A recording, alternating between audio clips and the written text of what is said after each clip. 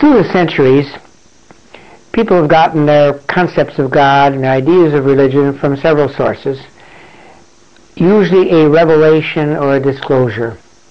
The Native American has the Great Spirit speaking through the shaman with the wind on the drum. Others have personally heard the voice of God and come to tell you about it.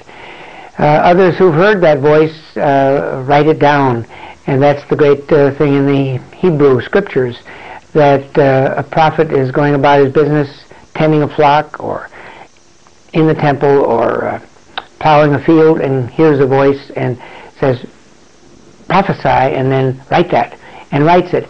And so an awful lot of people, I among them, get most of ideas about religion from sacred books, testimonies, not always claimed to be directly from God.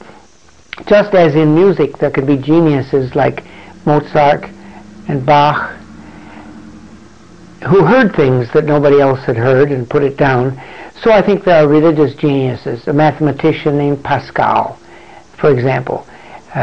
When he died, this strange man had in the lining of his coat a piece of paper, fire, fire, fire. God, the father of Abraham, Isaac, and Jacob, not the God of the philosophers. But there's also a God of the philosophers. And the God of the philosophers is not someone you can wheel out on stage. I often hear Americans say, if we had school prayer, we'd get God back in the schools. And I always picture God on a little four-wheel cart. You haul him out and God's back in school, and you can haul him out when school is over. No, the serious people don't think that way. They think of God as invisible. They assign certain features to God, but basically they relate God to the highest limit, the outer limit, the ultimate of that to which we assign worth. Can you prove that? No, you can't prove it. So when I was a minister, which I was for 10 years or so, I would often instruct adults who were becoming Christian. And early on I would say, now I don't set much store by proofs for the existence of God, but you ought to know they exist, so here's the teleological, the ontological, and the moral, and so on. And I'd be a little snot-nosed about it and condescending, I better pick a better word. And the next week somebody come by and say, you dealt with exactly a problem I'd always had.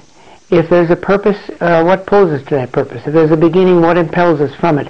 If there's conscience in us, how did it get there? So I think they can clarify, but I know nothing that can produce God on stage. I believe that God is witnessed to in the heart and, I hope, in the mind.